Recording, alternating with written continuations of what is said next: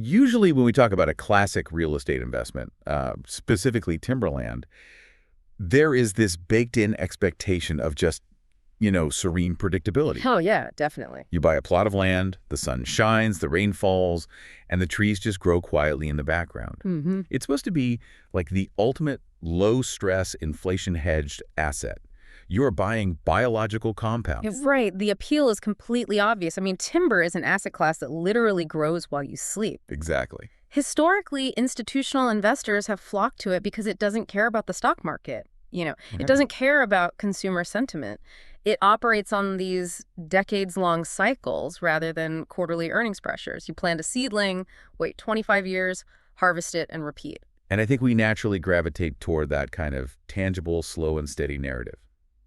Welcome, by the way, to another deep dive. Today, we are looking at a company that is actively trying to convince Wall Street that it is worth more than the dirt it owns. Right, Rayonier. Yeah, Rayonier, ticker symbol RYN.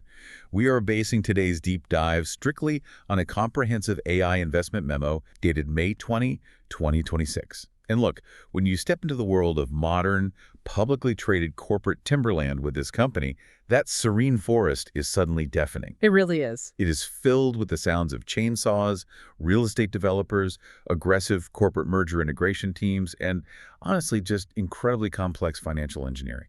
Yeah, the financial landscape here is incredibly opaque. Rayonier presents this fascinating case study because the popular narrative surrounding the stock right now is, well, it's dangerously disconnected from the operational reality of the business today. This is not just a collection of trees anymore, right? Exactly. If you are analyzing Rayonier right now, looking at it as a static collection of trees is a fundamental analytical error. We have to evaluate this as a newly transformed, highly cyclical manufacturing enterprise. Okay, so let's unpack this transformation for everyone listening, because a lot of people look at Rayonier and they still just see a simple timber REIT.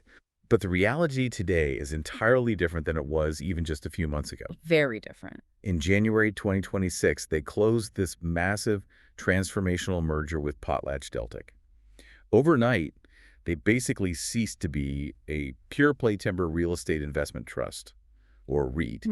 They evolved, or I guess mutated, depending on your perspective, into this highly complex land resources platform. Yeah, mutated might be the right word there. Right. I mean, we are now talking about an entity controlling roughly 4.1 million acres in the U.S., which is huge. But they are also operating 6 sawmills, an industrial plywood mill, massive real estate development projects, and a speculative pipeline of land-based green energy solutions. Just to contextualize the sheer scale of this pivot for you, consider the composition of their balance sheet immediately following that merger. PotlatchDeltic, the acquired entity, represented 59% of the combined company's assets. Wait, 59%? That's more than half? More than half. And 57% of its revenue in the first quarter post-close. So this was not, a strategic bolt-on acquisition just to pick up a few extra acres of pine. This was a complete DNA replacement. It's wild. Imagine buying what you think is this quiet, passive farm out in the country. You're ready to sit on the porch, collect a reliable dividend, and just watch the crops grow. Sounds nice. Right. But the day after the ink dries on the deed, you discover you have inadvertently acquired a heavy machinery operation, a bustling retail lumber yard subject to global commodity pricing, and like a high-stakes commercial real estate development firm. Your quiet weekends are permanently canceled. They're completely gone. Which brings us to the most urgent requirement for anyone looking at this stock, and that is a rigorous valuation reality check. Yes, the valuation. Let's get into the math. Because the primary bull case, the optimistic pitch echoing across retail investment boards and some institutional desks, is heavily anchored to a very specific, and I would argue highly flawed, calculation. The pitch claims that Rayonier's land in the U.S. South is intrinsically worth somewhere between $4,000 and $5,000 per acre. And the math there feels incredibly seductive, right? Uh-huh. You look at the current stock price, multiply it by the acreage, and conclude, hey, you are buying dollar bills for 50 cents. That's the trap. But when we actually break down the enterprise value, that simplistic calculation just completely falls apart. Walk us through the actual mechanics of that valuation cap. Yeah, so the foundational error in that popular narrative is focusing solely on the market capitalization. The equity value. Right, the equity value, while completely ignoring the capital structure of the company. To figure out what the market is actually paying for the business, you have to look at the enterprise value, which means taking the market cap and adding the debt that the company carries. Because if you buy the whole company, you are assuming all of that debt. Exactly. You buy the assets, you buy the liabilities. For Rayonier, their enterprise value currently sits at roughly $7.47 billion. Okay, $7.47 billion. And when you take that number and divide it by their massive 4.1 million acre portfolio, the implied value the market is placing on the dirt drops to about $1,822 per acre. Precisely. Now we have to benchmark that against institutional private market timberland values. The gold standard here is the NCREF Timberland Index. And what does that index track exactly? It tracks the performance of a massive pool of private timber properties. So as of early 2025, benchmark southern timberland values on that index sat around $2,232 per acre. So $2,232 privately versus the $1,822 implied by Rayonier's stock, which means that, yes, technically the stock is trading at a discount to the broader private market. Right, there is a discount. But the gap is nowhere near that massive table-pounding discrepancy of buying $4,000 land for $2,000 that the whole bull case relies on. The critical misstep there is extrapolation. The $4,000 to $5,000 per acre figure isn't completely fabricated, right? It actually comes from real, specific, premium land sales that management has executed. Okay, so they did sell some land for that much. They did. But it is intellectually dishonest to take the valuation of a prime piece of real estate like, say, a parcel sitting right adjacent to a rapidly expanding suburban development corridor with immediate utility access and apply that exact same premium multiple to some remote, inaccessible swamp in the middle of nowhere. Yeah, you just cannot treat a 4.1 million acre portfolio as a monolithic block of premium real estate. It makes no sense. It really doesn't. Now, in fairness to Rayonier's management team, they are not blind to this dynamic. They haven't just been sitting idle, waiting for the market to magically re-rate their stock. No, they've been incredibly aggressive, actually. Very aggressive. They've been trying to force the market's hand through major high-profile asset sales. Recently, they sold off some prime Oregon acreage for an impressive $4,400 per acre. They unloaded another 200,000 scattered acres for $495 million. And they completely exited a New Zealand joint venture for a staggering $710 million. I mean, those are objectively massive capital inflows. Management definitely warrants credit for acting decisively there. They are basically proving that the private market appetite for their premium land is really robust. Absolutely. And financially, this aggressive harvesting leaves them with a formidable balance sheet for a business entering a period of cyclical uncertainty.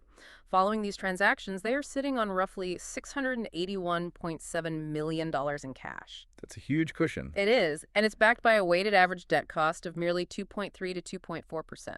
Locking in long-term debt at those kinds of rates is a structural fortress in today's macroeconomic environment. But honestly, this brings us to the core tension of their entire strategy. Which is? Generating massive influxes of cash by selling off your highest quality, most liquid premium assets proves that those specific assets were valuable. It does not, however, prove that your core day-to-day business of growing trees and cutting lumber is a high-quality compounding machine. Oh, that's exactly the issue. The implication there is profound for long-term investors.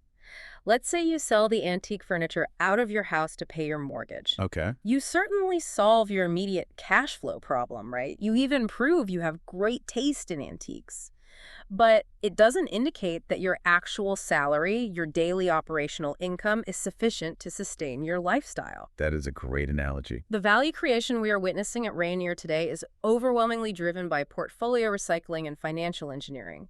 We are still searching for sustained, undeniable evidence of superior recurring operating returns through a full economic cycle. And this reliance on asset sales today begs a really fascinating question. Have they always operated this way? Well, let's look at the history. Right, because if we look back through their corporate history, a distinct pattern definitely emerges. Rayonier's economic identity has fundamentally never been stable. Not at all. They were founded a century ago, in 1926, as Rayonier Pulp and Paper up in Washington State. In 1968, they were swallowed up by the ITT conglomerate. In 1994, during that whole era where Wall Street was unwinding the massive conglomerate discounts, they were spun back out. And then the structure changes started. Exactly. They converted to a REIT structure in 2004 to optimize their taxes.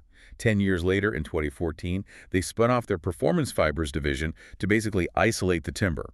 They acquired Pope Resources in 2020, and now the PotlatchDeltic merger in 2026. If we connect this to the bigger picture, that century of constant, drastic pivots completely shatters the narrative of the quiet, uninterrupted compounder. Totally. If you are an investor seeking a business that just does one singular thing incredibly well for decades, letting the cash flow reliably expand year over year, well, Rayonier does not fit the profile. Historically, they function more like a sophisticated owner and recycler of land. Yeah. Their outperformance relies heavily on strategic pivots, massive structural reorganizations, and just perfectly timed acquisitions to refresh the investment thesis every 10 to 15 years. Let's focus on the tension between the last decade and the current strategy, though. Because back in 2014, when they spun off the performance fibers business under then CEO David Nunes, the entire pitch to Wall Street was the creation of a pure-play timber REIT. Right. Strip away the noise. Exactly. The logic was that manufacturing is messy, cyclical, and capital-intensive. By stripping it away, they were offering investors pure exposure to the biological compounding of trees. That sounds great on paper. It does. Yeah. But fast forward to 2023, under the new CEO, Mark McHugh, and the company had to launch an aggressive value enhancement plan. Yeah. Why? Specifically because the public market was persistently valuing the stock below the underlying private market land values. But wait, let me push back on that for a second. If the underlying economics of growing and selling timber in a pure play REIT were so undeniably elite, why would the market consistently underprice the stock for an entire decade? That's the million-dollar question. I mean, they basically forced management to constantly chop up and sell off land into the private market just to prove the company's worth. That is the central paradox of the modern timber REIT.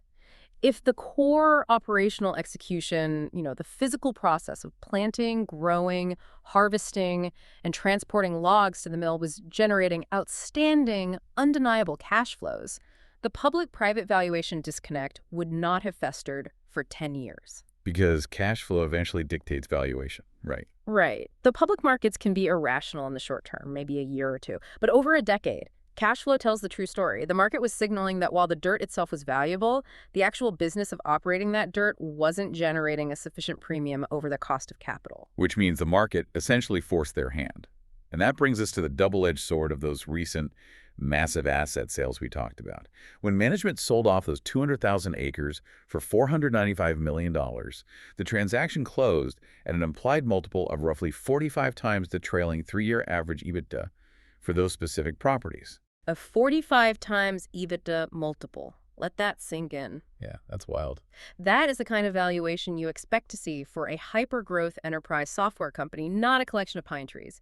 It is a spectacular price execution by management. But there is a catch. A massive catch. When you harvest your easiest, most attractive, highest-yielding properties to unlock value today, you structurally degrade the quality of the public company that remains tomorrow. Right, because you are just left managing the harder to monetize, lower yielding, really remote assets. Exactly. The remaining portfolio inherently relies on fewer, less obvious growth vectors.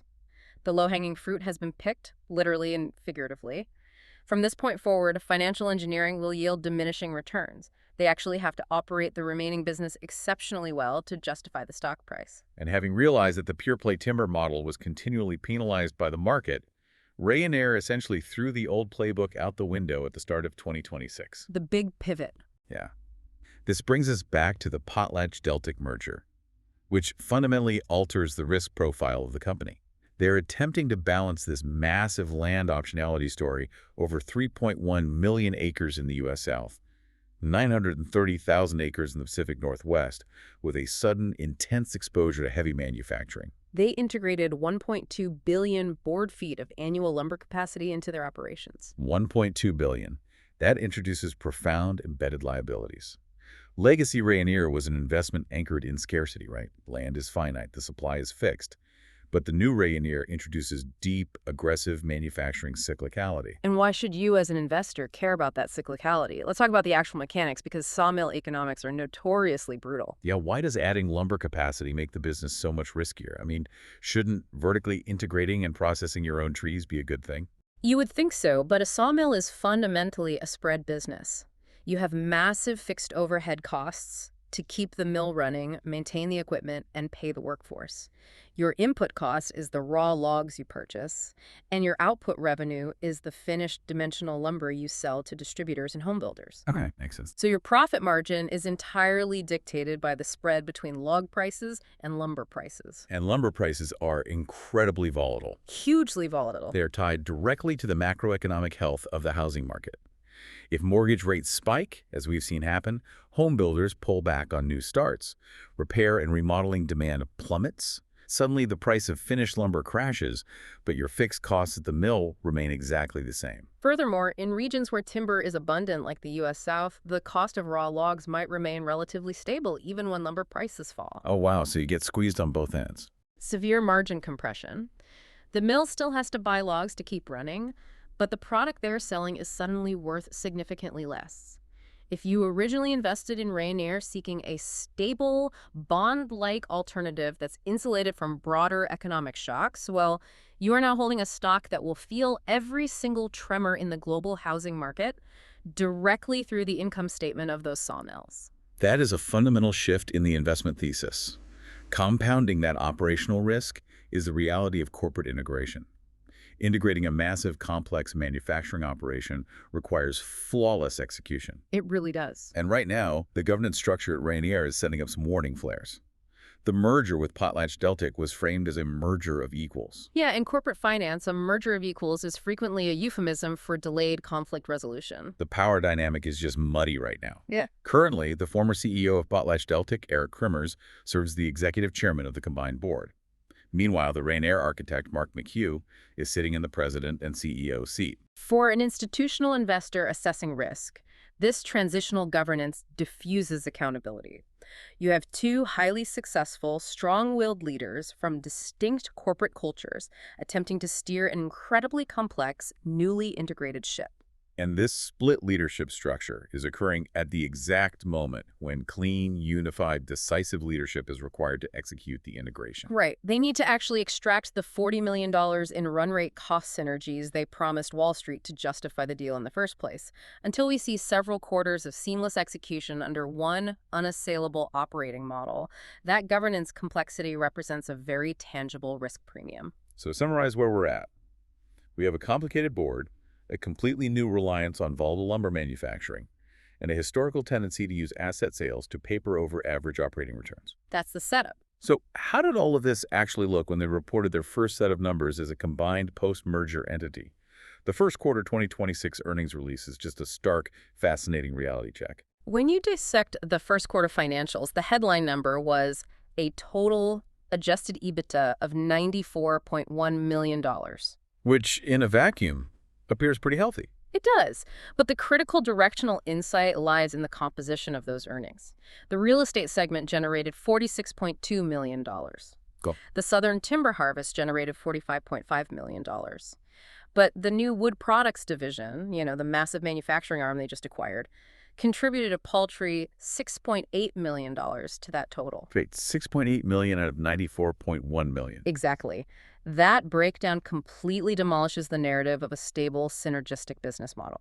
Real estate sales, which are inherently lumpy, opportunistic, and entirely unpredictable from quarter to quarter, essentially tied with their massive foundational Southern Timber Harvest for earnings generation. And taking that a step further, the manufacturing side barely moved the needle on profitability, yet the costs of bringing that manufacturing side into the fold were absolutely staggering. The company recorded a massive $70.4 million hit in corporate merger-related costs for the quarter. $70.4 million. It's a huge number. It is. So the returns for this supposedly stable REIT are currently heavily dependent on the unpredictable timing of real estate closings. If a large commercial land sale gets delayed from March to April because of, say, permitting issues, the entire first quarter earnings profile collapses. The cash flow quality is remarkably poor right now. And simultaneously, management has to prove they can stop that $70.4 million integration friction from completely vaporizing the future synergies they've promised. And this dynamic explains exactly why management is so heavily promoting their newest narrative pivot, which is the land-based solutions segment. Ah, yes, the shiny new toy in all their investor presentations. It is arguably the most alluring and the most dangerous part of the modern Rayonier investment thesis. They are aggressively pushing the concept of solar leases and carbon capture and storage, or CCS. They proudly boast about having 80,000 acres currently under solar options and another 154,000 acres under carbon capture leases. And they had that one really big sale. Yes. The crown jewel of this narrative in Q1 2026 was the sale of a 2,226-acre tracts to a solar developer for an absolutely staggering $10,100 per acre. Now, when you see a number like that, the immediate temptation is to extrapolate, right? Of course. Here's where it gets really interesting. If they can sell a couple thousand acres for over 10 grand an acre, and they own 4 million acres, Yeah. the theoretical upside seems literally limitless. The global demand for green energy infrastructure and corporate carbon offsets is a huge secular megatrend. So why shouldn't investors price that massive premium into the stock today? Extrapolating that single transaction across the portfolio is an immense analytical trap. The distribution of value, especially utility-scale solar potential across a timber portfolio, is incredibly uneven due to harsh physical and regulatory constraints. It's not just plug and play. Not at all. You cannot simply clear-cut a pine forest in a remote rolling valley and install a solar farm. Utility-scale solar requires incredibly specific topography. It must be remarkably flat. It requires specific soil composition. And grid access, I assume. Most importantly, grid access. It requires immediate, unobstructed proximity to high-capacity transmission substations that actually have room in the interconnection queue to accept new power generation. Right, because a piece of land 50 miles from the grid is basically worthless to a solar developer, no matter how much the sun shines. Exactly. The land that qualifies for a $10,000 per acre premium is vanishingly rare. But honestly, we don't even need to rely on topographical theory to debunk the narrative. We just need to look at the income statement. Let's do it. Out of roughly $270 million in total revenue generated in the first quarter of 2026, the highly publicized, deeply hyped land-based solutions segment generated approximately $3.6 million. Wait, 3.6 million out of 270 million? Yes, it is barely over 1% of total revenue. Wow. The illusion is a forward-looking narrative. The reality is the present-day cash flow. Investors who are paying a premium multiple for Rayonier stock today, pricing in this green energy optionality as if it is already a massive, scaling, highly profitable division, well, they are getting way ahead of the evidence. It may evolve into a legitimate business line over the next decade, Yeah. sure. But today, it is essentially a rounding error being used to distract from the cyclical pressures on the core business. It really feels eerily reminiscent of the dot-com era, where companies were valued on eyeballs rather than unit economics. Here, they are asking the market to value them on acreage optionality instead of actual recurring lease revenue. But the complexity actually deepens when we transition from the glossy investor decks to the densely packed footnotes of their financial filings. Always read the footnotes. Always. There are several severe accounting and governance red flags embedded in the fine print that require scrutiny. The footnotes always contain the unvarnished truth of a business. The first major issue here is management's heavy reliance on non-GAAP frameworks. When they report their adjusted EBITDA of $94.1 million, they're actively adding back that $70.4 million in merger costs. Which is convenient. Very. They are basically telling investors, judge our performance based on what we would have made if we didn't just incur the massive costs of the exact strategy we explicitly chose to pursue. Furthermore, their net income benefited heavily from a $40.3 million tax valuation allowance release. Walk us through the mechanics of that, because it sounds incredibly technical, but it fundamentally distorts how profitable the company looks on paper. Sure. A tax valuation allowance is essentially an accounting reserve. Yeah. If a company has historical tax losses, they can theoretically use those losses to offset future taxes, saving them money down the road. Right. But accounting rules dictate that if you aren't sure you will be profitable enough in the future to actually use those tax benefits, you have to set up an allowance, a reserve against them. When a company eventually decides, hey, we are confident we will be profitable enough to use these, they release that reserve. And when they release it, that $40.3 million flows straight through the income statement, boosting the bottom line net income for that quarter. But here is the critical takeaway. Releasing a tax reserve does not represent a single additional log harvested, a single extra board of lumber sold, or a single acre of real estate monetized. It's visible money. It is a one-time, non-cash accounting adjustment that artificially inflates the perceived profitability of the quarter. While completely legal and standard practice, it heavily obscures the messy underlying operational reality of the business. But the most alarming footnote, in my opinion, the one that should give any institutional investor pause, regards their compliance with internal auditing standards. Ah, yes, the Sarbanes-Oxley disclosure. Yes, SOX compliance. Passed in the wake of the Enron and WorldCom accounting scandals, the Sarbanes-Oxley Act requires public companies to maintain rigorous, externally audited internal controls over their financial reporting to prevent errors and fraud. Rayonier disclosed that it might elect to exclude PotlatchDeltic from its 2026 Sarbanes-Oxley Internal Controls Assessment. Now, to be fair, the SEC does allow this carve-out for a transitional period following a major merger. The logic is that it takes time to integrate a newly acquired subsidiary into the parent company's IT systems and auditing framework. Right, that makes sense for a normal acquisition. However, we are not talking about a small, tuck-in subsidiary here. PotlatchDeltic represents 59% of the combined company's assets. Which creates a scenario where an investor is essentially flying blind on the majority of the balance sheet. You are relying entirely on management's unaudited assertions for the largest component of the newly formed company. This raises an important question. For a skeptical capital allocator, a business operating its largest asset base outside the fully audited historical internal control perimeter demands a massive margin of safety in the stock price. You just cannot pay a premium multiple when the internal financial controls are in a transitional state. Exactly. And while the internal controls are in transition, the executive compensation structure appears, well, fully optimized. Oh, of course it is. The filings note that for the 2025 performance year, executive bonuses paid out 147.5% of their target.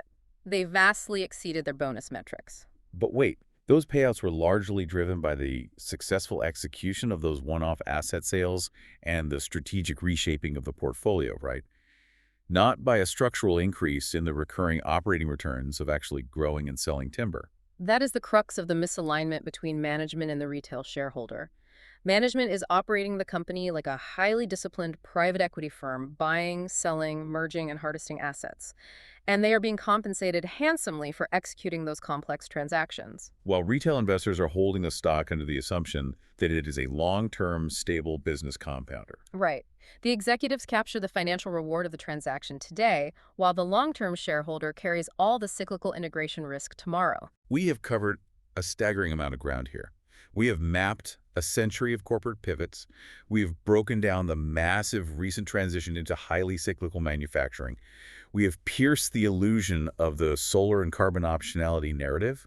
And we have unearthed the hidden accounting and governance risks buried in the SEC filings. It's a lot to process. It is. So when you synthesize all of these data points through the analytical framework we established at the beginning, what is the final verdict? Is Rayonier actually a viable long-term investment right now? The definitive conclusion of this analysis relies on separating the assets from the enterprise. Rayonier today is a good asset-backed cyclical business. It is absolutely not a great business. Let's unpack the nuance there, the difference between owning good assets and being a great business. Sure. Rayonier owns objectively excellent assets. They control scarce, biologically productive timberland and premium global wood baskets. They possess genuine, albeit lumpy, real estate development optionality, and they have fortified their balance sheet with low-cost, long-term debt. Those are the absolute hallmarks of a good asset base. But great businesses are defined by clean, highly predictable, recurring economics. Great businesses generate consistently high returns on the capital they invest, regardless of the macroeconomic weather. Which Rayonier doesn't do. Right.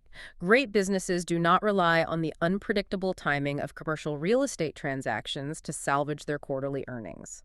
They do not rely on massive, one-off sales of their absolute best assets to cover their dividend obligations or prove their inherent value to a skeptical market. And they certainly do not deliberately introduce deep, unpredictable manufacturing cyclicality into their core operations right at the exact moment the global housing market is facing severe affordability headwinds and fluctuating interest rates. Great business is a relentless compounding machine. You invest $1 of capital, and the internal operations reliably yield $1.20 the following year. Rayonier, in its current state, operates more like a high-stakes corporate trader. They are constantly swapping divisions, spinning off units, and selling their premium assets to fund the acquisition of new cyclical operations. Which brings us to the critical failure scenarios. What happens to this thesis if the macroeconomic environment turns hostile? The external failure scenarios are relatively obvious.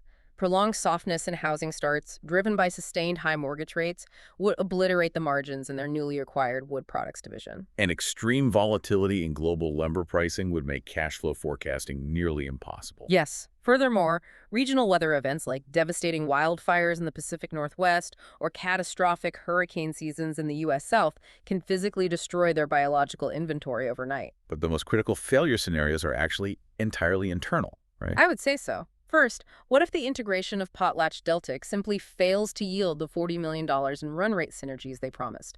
That synergy number was the core financial justification for diluting shareholders to execute the deal. So if differing corporate cultures or incompatible IT systems prevent those savings from materializing, the merger destroys value rather than creating it. Precisely. And second, what if the massive land-based solutions narrative, the solar leases and the carbon capture, never actually matures into meaningful, scaled, recurring cash flow? If the market is currently pricing an optionality premium into the stock today, but the actual revenue remains stuck at a fraction of a percent of the total business, eventually the market will lose patience. The stock will undergo a severe downward re-rating when the narrative fails to translate into DAP earnings.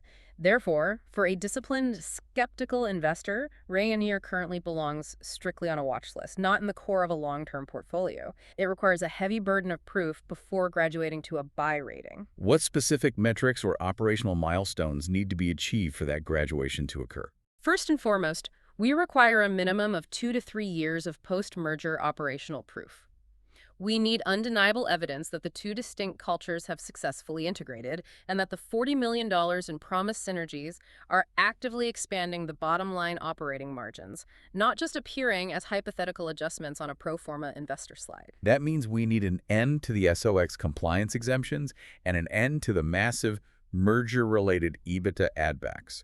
We need clean, fully audited, unadjusted numbers. Second, the newly acquired wood products division must prove it can earn acceptable, stable returns through a full economic cycle. Earning a profit when lumber prices are spiking to historic highs is easy. Maintaining profitability when the housing market contracts is the true test of manufacturing efficiency. And what about the dividend? Third point exactly. Their ordinary dividend payments need to be comfortably structurally covered by their recurring day-to-day operating cash flow. They cannot continue relying on the opportunistic harvesting of premium real estate to juice the payout. Because right now, if you strip out those massive one-off land sales, they're cash available for distribution. The primary metric REITs use to measure their ability to pay dividends barely covers the current payout. Reaching into the asset base to pay the dividend is fundamentally unsustainable. Finally, management must commit to providing a straightforward, whole company return on invested capital, or ROIC, metric. The fact that their investor presentations emphasize adjusted EBITDA multiples and raw acreage figures so heavily, while conspicuously avoiding clear reporting on ROIC, strongly suggests that their actual operational returns on the billions of dollars of capital they have deployed are likely very average. Elite compounding businesses brag relentlessly about their high ROIC. Companies that lack a strong ROIC tend to point to the theoretical appraisal value of their assets instead. When management persistently points at the dirt rather than the cash flow, investors must pay close attention. Let's distill this deep dive into the absolute most critical takeaways regarding Rayonier for you to take away. Number one, the historical narrative is dead. Rayonier is fundamentally a new, immensely complex timber and manufacturing enterprise. It is no longer the simple, passive, biological compounder of its past. When you purchase RYN equity today, you are buying direct exposure to cyclical sawmills, housing market volatility, and massive corporate integration risks alongside those pine trees. Number two, their historical long-term value creation has been driven overwhelmingly by opportunistic asset sales, continuous corporate restructuring, and financial engineering rather than structural, high-margin operational compounding. They have proven they are exceptionally skilled at selling land. We now need them to prove they are exceptionally skilled at running a vertically integrated lumber business. Number three, the optionality they pitch regarding green energy solar leases and carbon capture is technologically real, but it is heavily constrained by physical geography and currently contributes a vanishingly small fraction of their total revenue. Do not pay a premium today for a forward-looking environmental narrative that has not yet proven it can achieve meaningful commercial scale. And number four, the sheer volume of integration risks cannot be ignored. The muddy transitional governance structure, the heavy reliance on non-GAAP accounting adjustments, and the temporary lack of fully audited internal controls over the majority of their new assets demand an incredibly high margin of safety from any potential investor. Ultimately, analyzing a complex transition like this requires doing the unglamorous, tedious work. True financial insight, the kind that protects capital and identifies real opportunity, rarely stems from the glossy, perfectly formatted, forward-looking investor slide decks. It almost always stems from reading the densely packed footnotes, understanding the mechanics of the accounting adjustments, tracking the actual cash flows, and questioning the incentive structures of the management team. Thank you for joining us for this deep dive into Rayonier. We hope this comprehensive breakdown helped clarify the incredibly opaque financial landscape we introduced at the start of the show. Thanks for having me. I want to leave you with one final provocative thought to mull over, building on the tension we've explored today. We have clearly established that Rayonier's absolute highest value is repeatedly unlocked, not by operating its business, but by carving out and selling off its most prized premium pieces of land to private buyers who are willing to pay top dollar. So, if the public market constantly structurally undervalues the whole corporate entity, but private buyers are continually willing to pay a massive premium for the individual parts, at what point do you stop trying to invest in the corporate management of the business and just start looking for ways to invest directly in the dirt itself? Think about it.